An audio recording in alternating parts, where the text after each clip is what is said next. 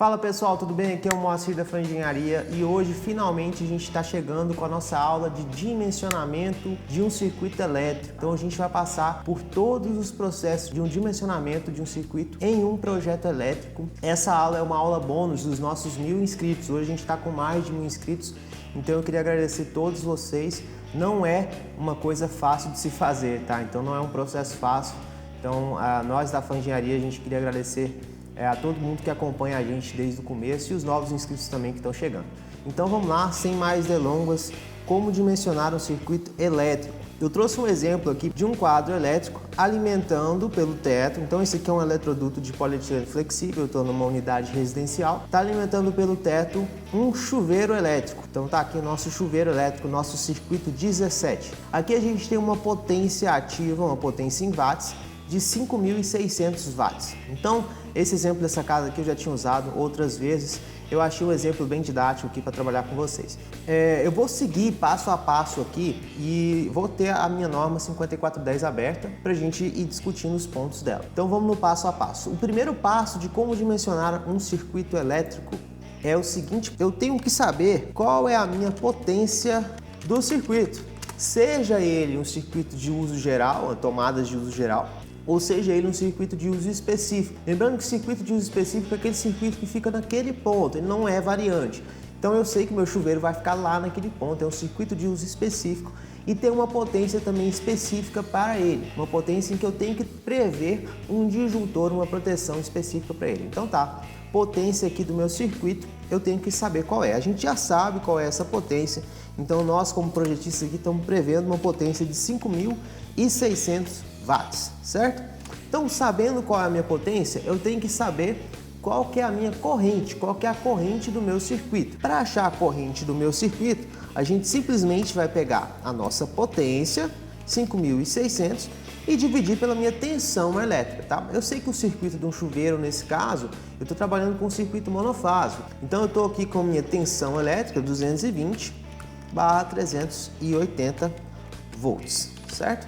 Então, a gente tem aqui 5.600 watts dividido por 220, que eu sei que o meu circuito é monofásico, tá? O circuito do chuveiro aí é monofásico. Então a gente vai ter aí 5.600 dividido por 220, vamos ter 25,45 amperes. Então a gente tem aqui a nossa corrente. Então o segundo passo é saber a minha potência, depois eu tenho que descobrir minha corrente. Já tem as duas situações aqui. Uma coisa que se pode discutir é o seguinte: se a minha classe de tensão fosse 127/220, aqui eu dividiria o meu circuito do chuveiro em 5.600 por 127, ou em alguns casos a gente tem chuveiros que possuem uma alimentação bifásica e a gente dividiria 5.600 por 220 também, tá? Só que aí seria bifásico, perfeito? Mas aqui a gente está trabalhando com esse exemplo de classe de tensão 220/380. 220 monofásico, 380 trifásico. Então tá ok, temos aqui a nossa corrente, 25,45 amperes.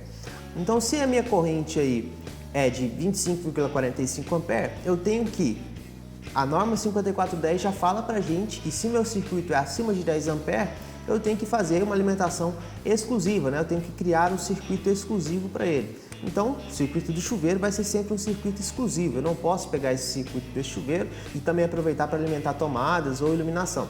Tem que ser um circuito específico. Saio do meu quadro, vou direto para o chuveiro, tá? Estou acima de 10 amperes aí. Então, tenho minha corrente. Vamos só averiguar antes qual que é meu fator de potência do meu chuveiro. Então, o fator de potência é o seguinte: você tem uma determinada potência em watts e você tem uma determinada potência em VA.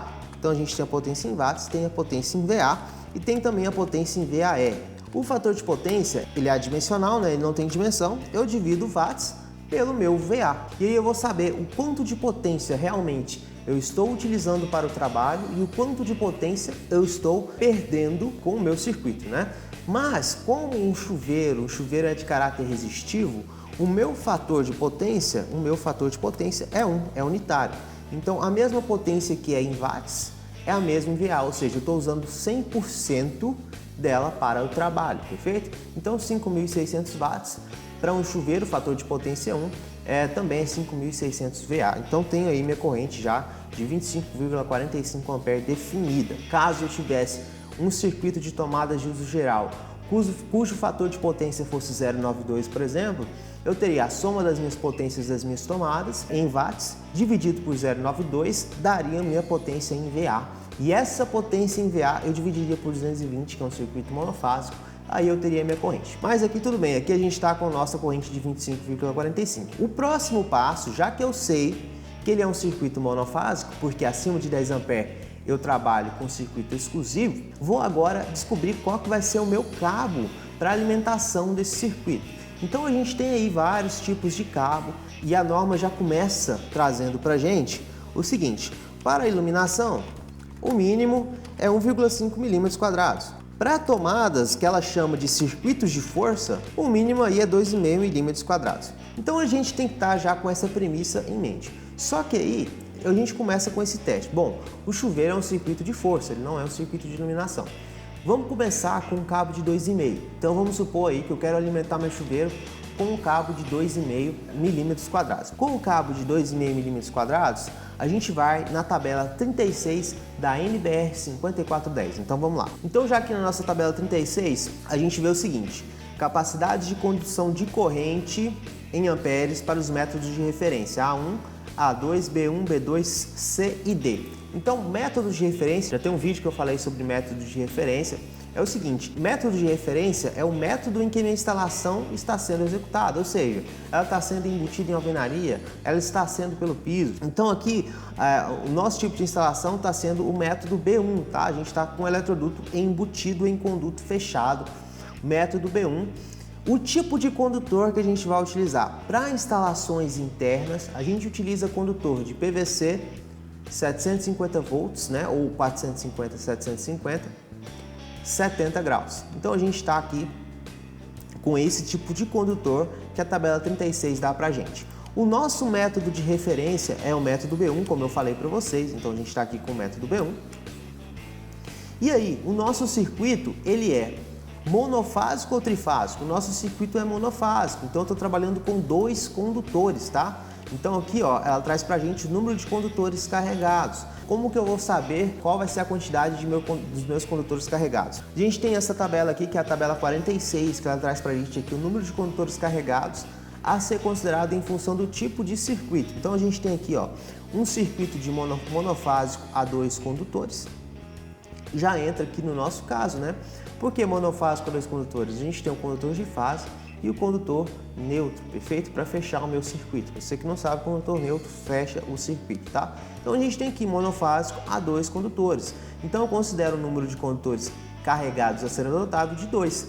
Por isso que lá na minha tabela 36 eu olhei método B1, número de condutores carregados, 2 condutores, perfeito? Então vamos voltar lá para a nossa tabela 36. Já sabendo que eu trabalho com o tipo de cabo PVC 70 graus, temperatura ambiente 30 graus no ar a 20 graus no solo e o meu condutor é de cobre, então eu vou olhar aqui meu método B1, número de condutores 2, e aqui logo ao lado a gente tem as seções nominais, né? Então nessas seções nominais eu vou primeiro fazer meu teste com o cabo de 2,5. Então com o cabo de 2,5 aqui, a gente tem uma condução de corrente de 24 A. Então aqui eu conduzo 24 A. Então vamos lá para o nosso projeto dar uma comparada nessa situação aqui. Então aqui, pessoal, já estou aqui, já copiei a parte da norma aqui para o AutoCAD. E aí vamos lá, a gente tem aqui, ó, no método B1, que eu estou com eletroduto embutido em conduto fechado. A gente tem aqui, ó, o cabo inicial que a norma pede para a gente de 2,5, conduz monofásico 24 A. Perfeito. Só que aí é o seguinte, esse aqui é meu cabo, é o cabo que eu vou alimentar esse chuveiro. Ele está conduzindo 24 A de corrente, tá? Só que a minha corrente é de 25 A. Significa o quê? Que eu vou ter uma corrente maior do que meu cabo conduz. Logo, esse cabo não é adequado inicialmente para o dimensionamento, para aplicar esse circuito, para a alimentação desse circuito desse chuveiro, perfeito? Então, se eu tenho um cabo que conduz 24 e o meu circuito é de 25, já não vale. Sem contar que eu não estou considerando o fator de agrupamento. O fator de agrupamento já é outra situação. Eu sei que então, de cara, que cabo de 24 não dá. Vamos tentar para o cabo de 4 milímetros. Então aqui no cabo de 4 milímetros a gente tem aqui 32 A de condução. Então passei para o cabo de 4 milímetros. a gente tem 32 amperes de condução. Ah, então tá. Se meu circuito conduz 25,45 amperes e eu tenho um cabo de 4 milímetros, obviamente agora eu tenho a possibilidade, o meu cabo de 4 milímetros, ser o cabo ideal para alimentação do meu circuito de chuveiro. Mas ainda não é um fator que eu tenho que analisar, tá? A gente vai aí considerar também outro fator. Então vamos aqui para a quinta parte. Consultar a tabela 36 ou 37 da NBR 5410/2004. Se o meu circuito é interno, ou seja, estou trabalhando com circuito dentro da minha edificação residencial, eu sei que meu cabo será de PVC 450/750 volts, 70 graus. Logo, vamos consultar a tabela 36. Então aí a gente consulta a tabela 36. Então eu vi que meu cabo de 2,5 não é o cabo ideal, passei para o cabo de 4 que conduz 32 amperes. Beleza, só que aí, para o sétimo passo, a gente vai analisar o fator de agrupamento. O fator de agrupamento é o seguinte, eu já falei, eu tenho um vídeo só falando sobre o fator de agrupamento, mas só recapitulando aqui, se você tem uma quantidade acima de circuitos, ou seja, o cabo do meu chuveiro está saindo com outros circuitos juntos no mesmo eletroduto, a gente tem um fator de agrupamento, tá? Esse fator de agrupamento reduz a capacidade de condução de corrente do meu cabo. Então, um cabo que é de 32 amperes talvez não conduza 32 amperes se ele estiver junto com outros circuitos.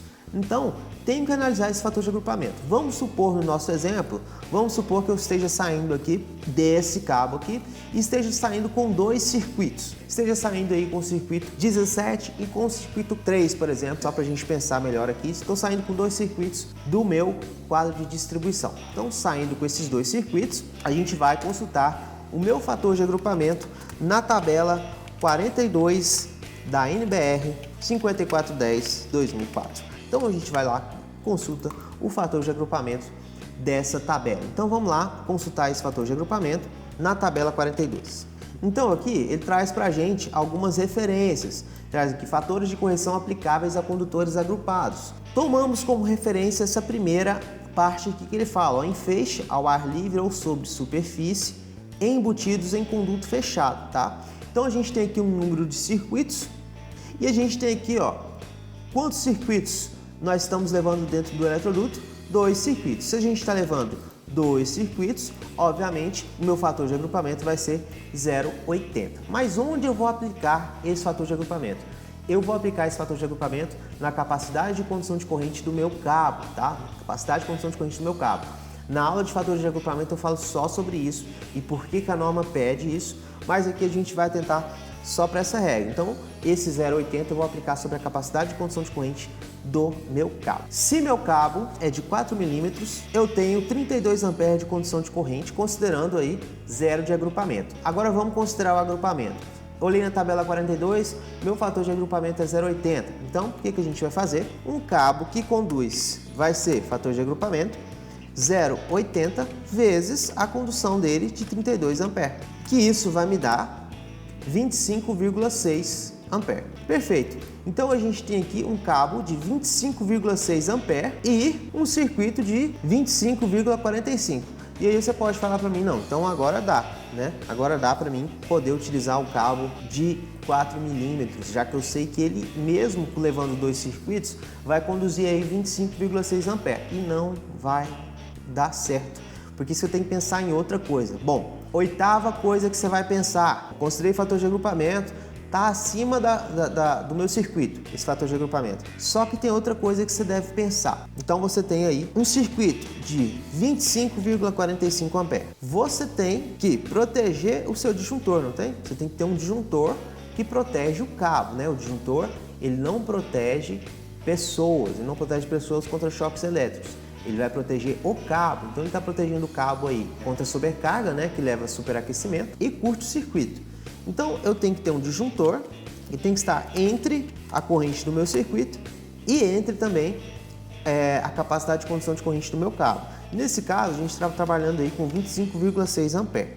Bom, qual o disjuntor que eu vou utilizar aqui para essa situação? Que é basicamente impossível utilizar um disjuntor aqui. Por exemplo, se eu utilizar um disjuntor de 25 A, que é colado com essa corrente aqui do meu circuito, provavelmente ele tem a chance de desarmar depois de um certo tempo, já que eu estou trabalhando aí com um disjuntor que é da mesma corrente do meu circuito, o ideal que seja maior, tá? Não igual, maior. E aqui é o do meu cabo. Meu cabo aí está conduzindo, considerando o fator de agrupamento, 25,6. Eu diria que está muito na tampa, né? Essa condição de corrente do cabo com a capacidade do meu circuito está muito em cima. Então, não é o ideal para você já dimensionar um cabo aí nessa situação. E o meu disjuntor, é impossível eu selecionar um disjuntor para esse caso. Mesmo que eu selecione um disjuntor de 25, ele vai ficar abaixo da minha corrente do meu cabo. Então, é impossível um disjuntor para esse caso. Não existe disjuntor fabricado de 26 e também já não seria o ideal, nem disjuntor fabricado de 25,5. Então, nesse caso, já seria inviável a adoção de disjuntor para proteger o meu cabo nessa situação.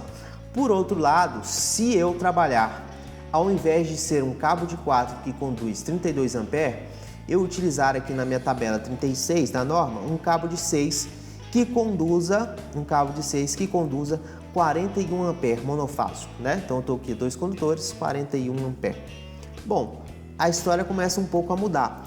Se eu substituir aqui, então estou aqui mudando para um cabo de 6 que conduz 41 A. Aí a gente vai ter 32,8 de condução de corrente. Então temos aqui 32,8 A. Agora vou fazer a comparação. 32,8 dá para eu poder colocar um disjuntor aqui de proteção.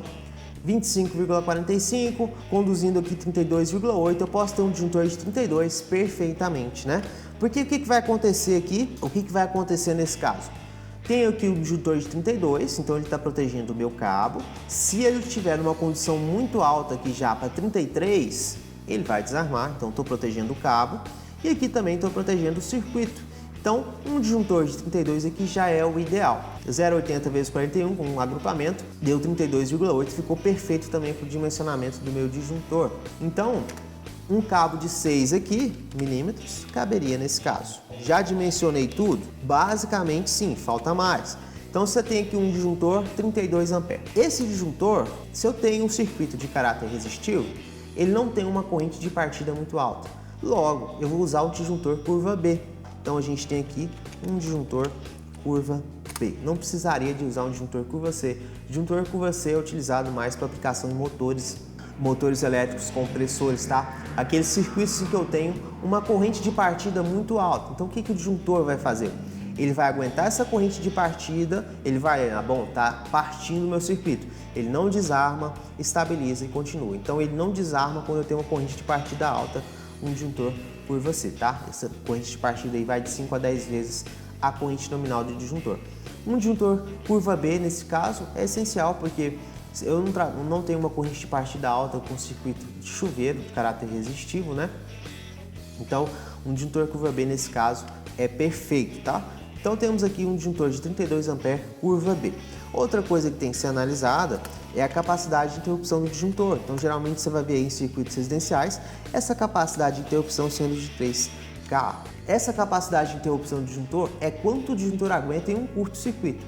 Imagina que se eu tiver um curto-circuito numa ordem de 3K, o meu disjuntor vai conseguir aguentar sem danificar todo o meu quadro de distribuição. Então, temos aí um disjuntor de 32 A, curva B, capacidade de interrupção de 3K, com um cabo de alimentação aí de 6 milímetros. Por que eu sei que é esse cabo? Porque aí eu consegui trabalhar com ele entre a minha capacidade de condução, está acima da minha corrente do circuito e também está acima do meu disjuntor. Então aí eu tenho um disjuntor de 32 com um cabo de 6 milímetros. Só que eu tenho também que analisar qual que é a minha queda de tensão. É o seguinte, vamos supor que mesmo que eu tenha um dimensionamento com um cabo de 6 que dê certo, né, que eu estou aí entre as minhas correntes corretas, eu tenho um outro fator que é a queda de tensão. A queda de tensão, ele fala que para circuitos terminais, o que significa circuitos terminais? Significa quadro de distribuição até o meu chuveiro, por exemplo. Circuitos terminais, ele fala pra gente, ele dá um limite pra gente aí de 4%. Só que, obviamente, ele fala também que se eu tiver um quadro elétrico ou uma mureta de medição que alimenta um quadro elétrico, que alimenta um circuito terminal, todo esse trecho eu não posso passar de 5%.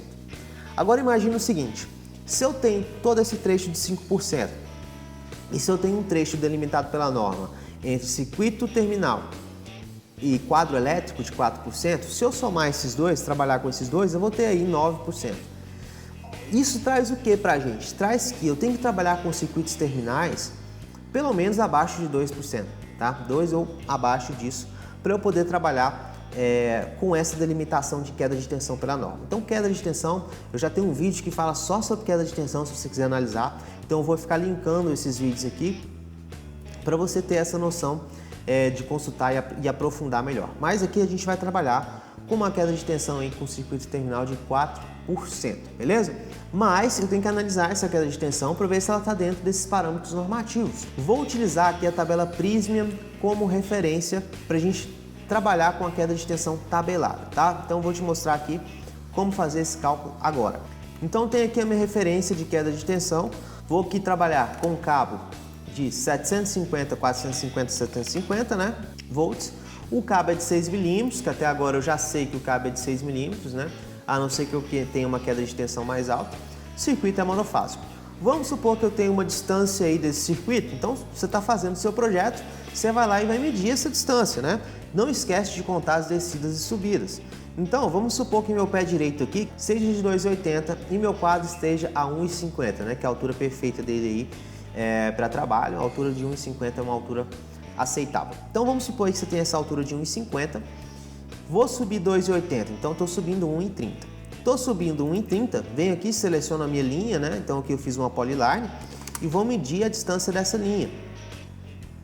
Então a gente tem aqui 12,45 metros, né? Então a gente tem 12,45 metros mais 1,30 de subida até o teto. A gente tem 13,75 aí de distância, né? Só que minha caixa ela tá 2,40, minha caixa do chuveiro. Então, se essa caixa de chuveiro está a 2,40 e o meu teto está a 2,80, se eu estou a 2,80 eu desço 2,40, eu desço aí mais 40 centímetros. Então, vou considerar aí mais 40 centímetros dessa conta. Então, a gente tem aí 14,15 metros de distância. Então, essa distância minha aqui da minha queda de tensão, ela tem que ser em quilômetros e eu já vou explicar o porquê. A gente tem aí 14,15. Já transformei ela aqui para quilômetros. Por que ela tem que ser em quilômetros? Porque eu tenho que consultar uma queda de tensão tabelada. Essa queda de tensão é dada por vários fabricantes de cabos elétricos. Então você tem aí Pirelli, Ficap, Prysmian, né? Então a gente vai consultar agora essa queda de tensão tabelada. Da seguinte maneira, vamos lá. Tenho aqui a minha tabela Prysmian, tabela 17, que é o tipo de cabo aqui 750 volts. Se eu estou trabalhando com um eletroduto de polietileno flexível, um eletroduto corrugado, né? Que é aquele que a gente usa em residencial, eu tenho aqui um material não magnético. Se eu tenho esse material não magnético e o meu circuito é monofásico, eu estou nessa aba. O meu fator de potência não é o circuito do chuveiro. Se é circuito do chuveiro, o meu fator de potência é 1, tá? Resistivo. Logo, eu estou trabalhando aqui com fator de potência nessa área, 0,95. Então a minha coluna é essa, tá? O meu cabo que eu defini até agora, considerando o fator de agrupamento, disjuntor, é um cabo de 6 milímetros. Para cabo de 6 milímetros, na coluna que a gente está trabalhando, ele tem uma queda de tensão tabelada de 7,07. Então, se eu tenho aqui essa queda de tensão tabelada, ela está bem aqui, ó, 7,07, substituo ela aqui, e ela é em volt ampere por quilômetro. Se ela é em quilômetro, né, eu tenho que trabalhar com as outras também, que se referem à distância em quilômetro. Por isso que eu passei a minha distância que está em metros para quilômetro, 0,01415, perfeito? Tá tudo em quilômetro, maravilha. Agora eu tenho que achar a minha corrente. A minha corrente eu já achei, né, pessoal? Ela é de 5.600 VA dividido por 220, dá 25,45 ampere. Já só preenchi ela aqui. Bom, a minha queda de tensão, ela vai ser a minha distância do meu circuito. Então, sem distância do circuito não tem como calcular a queda de tensão, multiplicado pela minha corrente do meu circuito e multiplicado também pela minha queda de tensão tabelada. Então vamos multiplicar aí os três casos. Então nós temos 2,54, vou arredondar aqui para 2,55, certo? Volts. Essa aqui é a minha queda de tensão em volts, ela não está em porcentagem ainda. Temos aqui então 2,55 volts. Agora eu vou achar em porcentagem. Porcentagem, pessoal, regra de 3. 220 a 100%, 2,55 volts são quantos por cento? Para fazer ela de maneira mais rápida, a gente vem aqui 2,55 volts dividido por 220 vezes 100. A gente vai ter aí uma queda de tensão de 1,16%, aproximadamente, né? Então a gente vai ter aqui essa queda de tensão de 1,16%. Temos aí a nossa queda de tensão e ela está dentro dos parâmetros aí da norma, né? A norma fala para circuito terminal 4%, mas eu já expliquei para vocês que se a gente trabalhar sempre com esse 4%, a gente vai perder queda de tensão no trecho total, da mureta de medição, subestação até circuito terminal. Então é bom trabalhar aí com menos, então vamos trabalhar com 2%, estou dentro dos meus parâmetros aí dos 2%, 1,16%, meu circuito está dimensionado, considerando essa queda de tensão. Bom, mas por que a queda de tensão é importante? Vamos supor que eu tenho uma distância maior de alimentação do meu quadro de distribuição a esse chuveiro. Vamos supor aí que a gente tem uma distância de 40 metros. Então vamos trabalhar aí com essa distância de 40 metros. O que iria acontecer com a minha queda de tensão? Estou mudando aqui a distância, estou passando para 40 metros, né? Se é 40 metros, dividir por 1000 dá 0,04. Então vamos ver aí quanto que daria se eu utilizasse uma distância de 40 metros. Multiplico aqui pela minha corrente, vezes a minha queda de tensão tabelada. Estou ainda com cabo de 6. Então eu teria uma queda de tensão aí de 7,2 volts, né? Arredondando, então a gente teria aí uma queda de tensão, se eu tivesse com 40 metros, 7,2 volts. Então vou substituir aqui 7,2 volts e aí a gente vai ter 7,2 dividido por 220 vezes 100. Isso vai me dar aí uma queda de tensão de 3,27%. Então, eu já passei aí dos meus parâmetros de 2%. Estou aí com uma queda de tensão de 3,27%. Estou dentro ainda dos parâmetros normativos de 4%? Sim. Mas provavelmente, se eu tivesse aí já 2% entre a minha mureta de medição, que é o ponto de entrada da minha edificação até o meu quadro, por exemplo, se eu já tivesse 2% e 3,27%, eu já não estaria dentro da norma. Bom, se eu já não estou dentro da norma, tenho que diminuir essa queda de tensão. Para mim diminuir essa queda de tensão, o que eu faço? Eu aumento a bitola do meu cabo. Então não são só as condições de fator de agrupamento, corrente do meu circuito, disjuntor, que definem qual vai ser a seção transversal do meu cabo. A queda de tensão é o último item. Então, se eu tiver uma queda de tensão muito alta, eu tenho que aumentar a seção transversal do meu cabo, logo eu vou diminuir a minha queda de tensão e esse vai ser meu último parâmetro de dimensionamento. Mas aqui o nosso dimensionamento ficou com 1,16%. Então, último caso, queda de tensão, de acordo com o nosso cálculo aí, a gente teve 1,16% de queda. Estou dentro dos parâmetros do projetista, que meu parâmetro aqui é de 2% para circuitos terminais. Fiz o dimensionamento total do meu circuito. Vamos só recapitular aqui todo esse processo. Então, sabendo aí que minha tensão é de 220 380, a potência do meu circuito é de 5.600 watts, o meu chuveiro é um circuito monofásico. Vou trabalhar com fator de potência 1, porque é um circuito resistivo. Eu tenho um vídeo de fator de potência que fala aí dos outros aparelhos, micro-ondas, forno elétrico, etc. Mas aí, considerando meu fator de potência 1, a 5410 fala que iluminação mínima é 1,5, circuito de força 2,5. Beleza, meu chuveiro é um circuito de força, considero circuito de força. Consulto a tabela 36 e 37 da 5410, vejo lá qual é a condição de corrente do meu cabo, certo? Sabendo que meu circuito é interno, com cabo de 450 a 750 volts, consulto a tabela 36, consulto essa tabela, faço a minha verificação com o fator de agrupamento aí da tabela 42, verifico esse fator de agrupamento, deu 32,8 ampere, comparo ele para dimensionar o meu disjuntor, então a gente tem aqui 25,45 ampere, 32,8, a gente tem um disjuntor de 32 ampere. Com o cabo de 6 eu verifiquei, né? Eu vi que o cabo de 4 não daria com o fator de agrupamento de 0,80, aumentei ele para um cabo de 6 milímetros. Então eu tenho um disjuntor curva B, capacidade de interrupção de 3Ka e por último fator, olha aí a minha queda de tensão, tá? Minha queda de tensão aí deu para circuitos terminais de 4% para 4%, mas como eu trabalho com 2, deu aí 1,16%, né? Então a gente passou por todo esse processo. Todo esse processo, pessoal, é necessário para o dimensionamento do meu circuito, né? Então, dimensionar um circuito elétrico é você dimensionar sua proteção, dimensionar seu cabo de alimentação, tá? E aí tem um adendo para circuitos de chuveiro. A norma fala, 5410, que circuitos em áreas molhadas, banheiro, cozinhas, área de serviço, a gente tem que prever um dispositivo diferencial residual, que é um dispositivo DR. Então, além do meu disjuntor protegendo o cabo, eu tenho que também proteger pessoas, né, contra choques elétricos. E é esse dispositivo que eu tenho que prever para esse circuito. Então, além de eu fazer todos esses cálculos, dimensionamento de disjuntores, cálculo de queda de tensão, verificação do fator de agrupamento, né? Lembrando que a 5410 não fala só de fator de agrupamento, ela fala de fator de correção de temperatura e fala também de fator de correção de resistividade térmica, tá? Esses dois fatores são muito pouco utilizados porque eles requerem uma medição para o caso do meu projeto. Como aqui é um projeto novo, fica meio impossível trabalhar com a temperatura, fazer medição média de temperatura na minha edificação ou de resistividade térmica do local. Então a gente trabalha basicamente com fator de agrupamento. Beleza? Então, além dessas situações, a gente tem que prever também um dispositivo diferencial residual. Nesse caso, a gente iria prever esse dispositivo, né, somente para esse circuito, um circuito que demanda uma carga maior. Então a gente tem aqui um disjuntor de 32 A, curva B 3KA, seguido de dispositivo diferencial residual. Bom, eu não tenho um dispositivo diferencial residual de 32 A, então a corrente do meu DR ela tem que ser igual ou maior do que o disjuntor. Se eu tenho um disjuntor de 32 A, posso utilizar um DR fabricado de 40 A, certo? E aí ela tem também o parâmetro de 30 mA.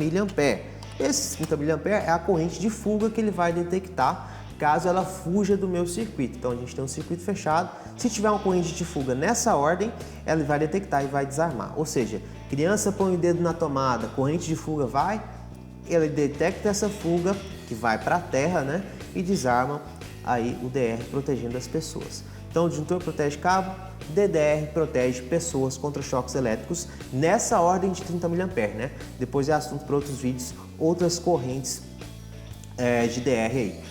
Beleza, pessoal? Então esse aí é o dimensionamento do meu circuito. Revisem essa aula, olhem de novo, é um presente para vocês, né? Já que a gente completou aí 1000 inscritos. Eu queria agradecer a todo mundo que comenta, faz suas perguntas. Às vezes fica um pouco difícil a gente responder todo mundo, né? Porque a gente tem nossas atividades aqui na FAM Engenharia, a gente trabalha com projetos, então fica um pouco complicada essa resposta, mas a gente tenta fazer o máximo para postar toda semana para vocês. Muito obrigado, tá aí a aula para vocês de dimensionamento de circuitos. Qualquer dúvida pode deixar aqui na descrição. Um grande abraço e até a próxima!